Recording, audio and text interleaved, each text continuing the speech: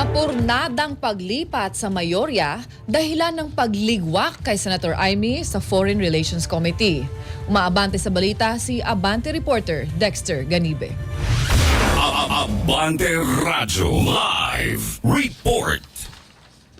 Ibinunyag ni Senate President Tito Soto na hindi agad nila inalis kay Senator Amy Marcos ang chairmanship ng Senate Committee on Foreign Relations noong pumalit siya sa liderato ng Senado.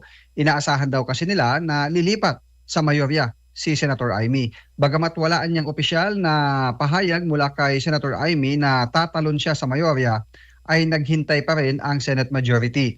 Nilinaw din ni Soto na walang kinalaman ang hindi pagpirma ni Marcos sa Senate resolution kaugnay sa pagkondena laban sa Chinese Embassy, kaya aalisin sa kanya ang Senate Foreign Relations Committee.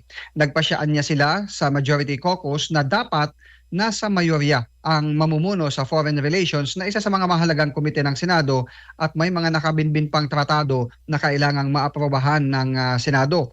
Sinabi rin ni Soto na kasama sa inaasahan nilang lilipat sana sa mayorya sina Senators Bongo at Robin Padilla dahil na rin sa panindigan nilang independent Senate.